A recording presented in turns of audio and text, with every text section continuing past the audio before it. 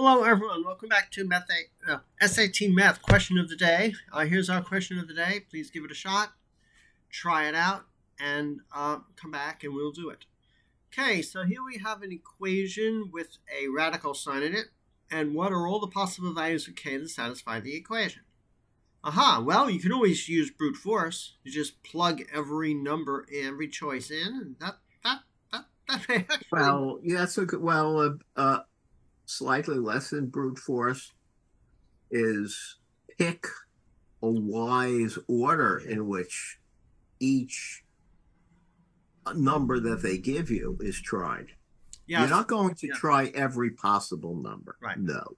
You're going to try the numbers that they list. -2, 2, and -3. It's just three of them. Right. Which one should we do first? And maybe you can do k plus 4 is the square root of 10 plus 3k. Maybe that'll be easier to do. I don't know. I mean, this is not a great... And of course, we're going to do it, the not guess and check. Well, let's try 2. Yeah. 2 is a positive number. Makes easy. So is 6 equal to the square root of 10 plus 2 16? I don't think so. So 2 doesn't work. Right. That eliminates half of the choices. Right. So the chances... and then notice... negative 2 works. We don't have to check. We don't have to check negative 2. Other two choices both... I know. That's what I said. Except we don't have to choose we don't have to even choose we don't even have to test negative 2. Wow, what a gift there. We're using some logic, using thinking. So we know negative 2 is going to work. So now we only have to try negative 3. So negative 3 plus 4, I can do that in my head, is 1. Now this is 10 minus, oh my God, this is going to work. Yeah, so that's the answer. Yeah. So, yeah, that's now the question is, we talked a lot, and it took us about 2 minutes to do that. But we also should just, oh my God, the other way to do it is you're going to get a quadratic. Maybe the other way to do it is not the best way to do it. You would have to square both sides of to do it the quote-unquote normal way, like how you would have to do it on a test without the answers, is you'd have to square both sides to get k squared. Oh, you know what I would do is I would, no. I would do this. I would do this and square this side. Do this, okay?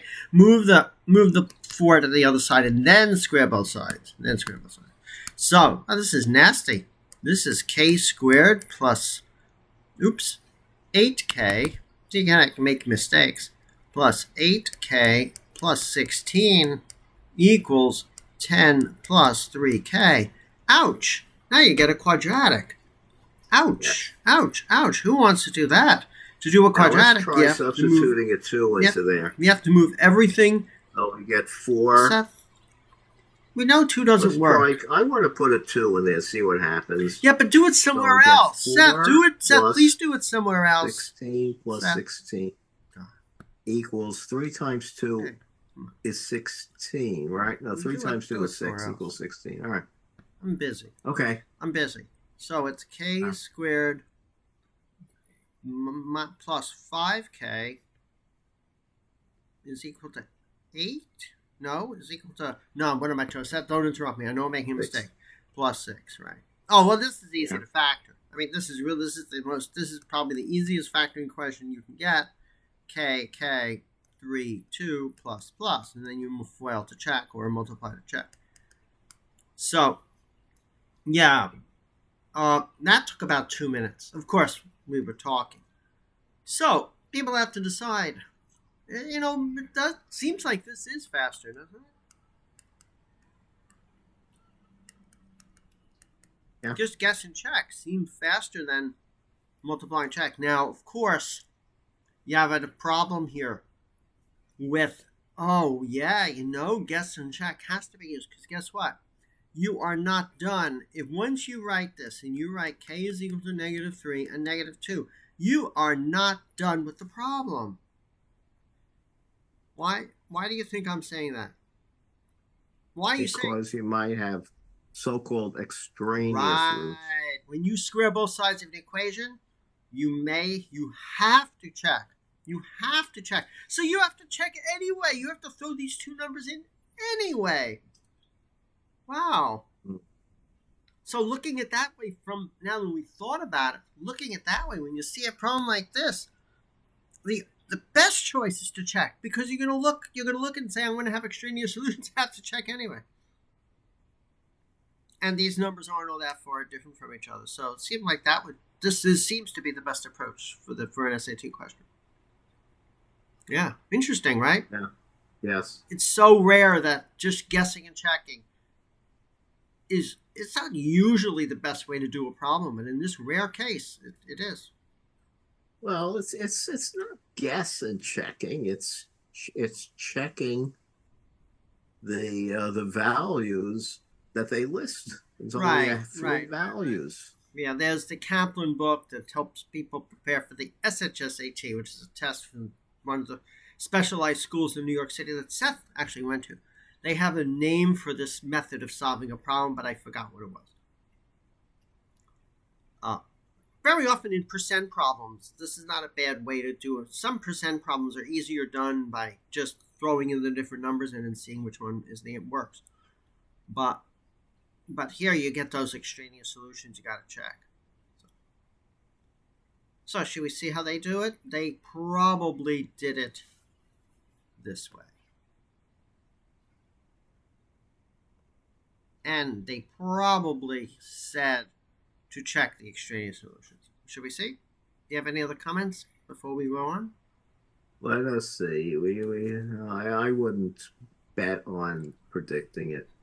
Oh, come on. Just take a chance. Lighten up. But any other comments before we check? No. Well, the comment is that your calculation did not introduce extraneous roots. Yeah, it's possible. It's possible. It's possible. We don't know. I know, and don't get into it, but I bet there's a way to tell ahead of time which ones have extraneous, which ones don't have extraneous. But I think we talked about that maybe a year ago, but let's not go into that. I'd like to see. I'd like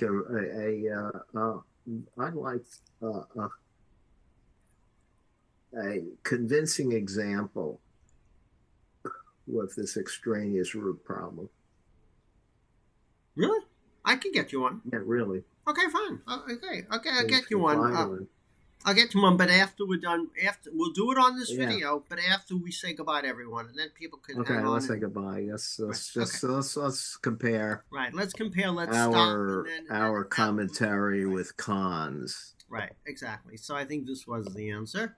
What Mr. Khan says. Okay. Right. Let's see what Mr. Khan says. Yeah.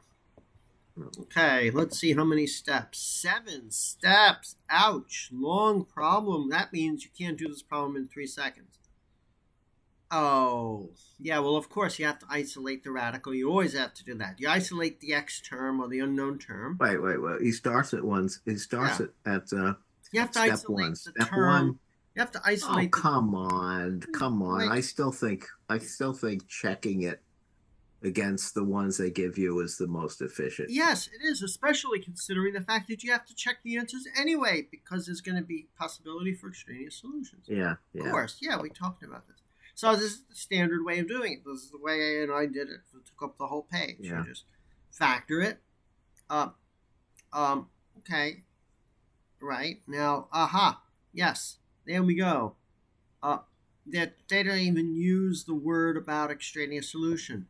And they don't say, squaring both sides, or cubing both sides, or quarting raising both sides to any exponent requires you to check your solutions because of what's called extraneous solutions. Anytime you square, cube, or bring in it, and take any equation, bring it to any power, better check.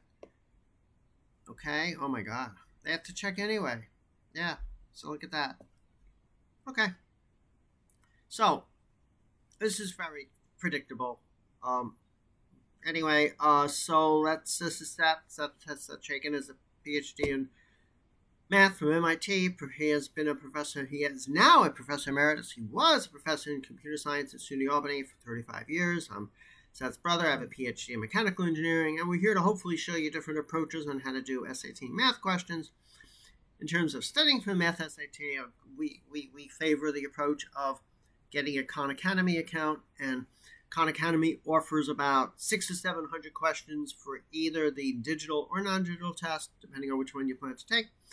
Do those questions, practice with those because they partner with the SAT, and then go off and practice actual SAT tests that are released by the College Board. And of course, well, it must express a bit of dissatisfaction that Khan did not uh,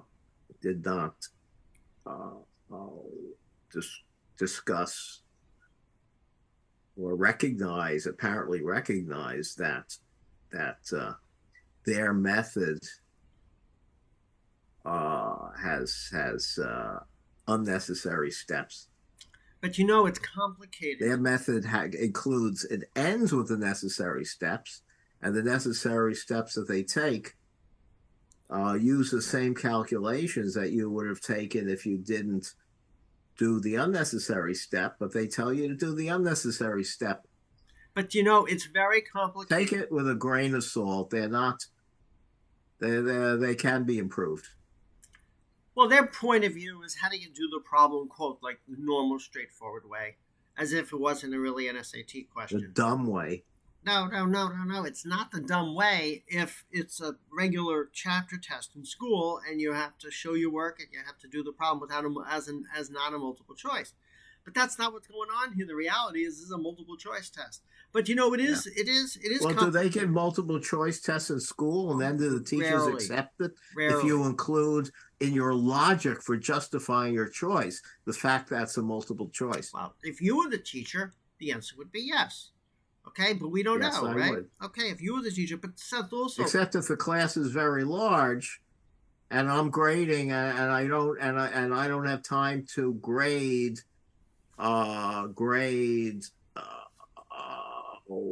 custom responses, and I just have it graded by a scanner. Yeah. Then I wouldn't. But it's sort of subtle to decide which questions are best done by just plugging the numbers in and just trying, and which questions are not. Most questions are not best done by plugging the 4 choices in. But sometimes it depends on the source of the questions. What? Well, we are restricting our source to SAT questions. Yeah. But most SAT questions are not done best by plugging in the numbers. But wow, sometimes you hit one that really is. Okay, so please. But then, of course, the SAT gives you questions on solving equations in which it's a write-in type of response. Yeah. There are a few of those. There are a few of those. Yeah. Okay, so because we did our introductions, please give us comments on our videos, dislike, whatever, however you feel. And if you have any SAT math questions, please email them to us at satmathquestionoftheday@gmail.com. Seth made a request to see an example of a equation that looks very similar to this thing, but really does have extraneous solutions. So we got to go to they used to say with Howard Cosell, let's go to the videotape. Okay, let's take out a nice classic, big, heavy pre-calc textbook. Well, no, it's all really just Algebra 2. We go to the back of the book, and we look at extraneous solutions, and we will get one in a moment. We just look at the back here. Extraneous solutions. Extraneous is very easy to find. It's the last thing in the E section of the table of contents. It's page 591. And we just pop this up on the screen. We talked about this a few years, about a year ago, didn't we? The question is, that's a trigonometric one.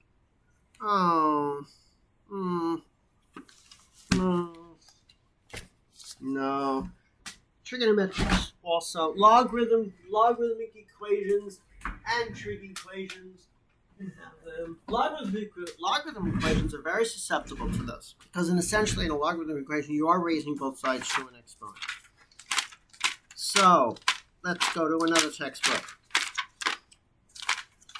Well, I want something that's more hidden than the following. X equals 9. What's the solution to that? X equals 9. Yeah. But you square both sides, and now you have two solutions: 9 and minus 9. I know, that's what I always say. That's the one I always do. Yeah. Yeah. So that's it. So any problem of the form, like x, any from x minus a equals b, or b squared, would have an extraneous solution. Right. Yeah. Here. Okay. Here we go. X. X Okay. Minus b. Okay. So, yeah. About this one. Okay. So maybe we can go to Xiteboard. Clear. Annotate. Clear. All drawings. Xiteboard. Okay. Wait. Hold on. Okay, everyone. Please be patient. But extraneous solutions are important. Okay. So how about this one? 3x minus 5 square root of x equals 2. So this will have a extraneous solution. So we have. Yeah. Oh, this is a pain. Oh, this is a royal pain. Oh yeah. Is it? What? No. It's not. It's not that pain. It's 3x minus 2 is equal to 5 square root of x. We isolate the square root of x side because we're going to be squaring both sides. So we square both sides. So we get 9x squared minus 12x. Make sure I'm not making a mistake, Seth.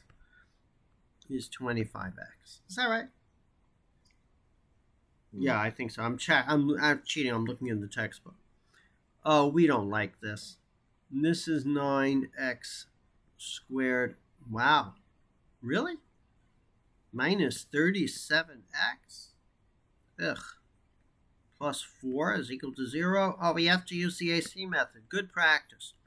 36 and negative 37. So negative 36 and negative 1. So it's 9x squared minus 36x minus 1x plus 4 is equal to 0. Use the greatest common factor of 9x. X minus 4 is equal to, no, not is equal to, minus 1x minus 4 is equal to 0.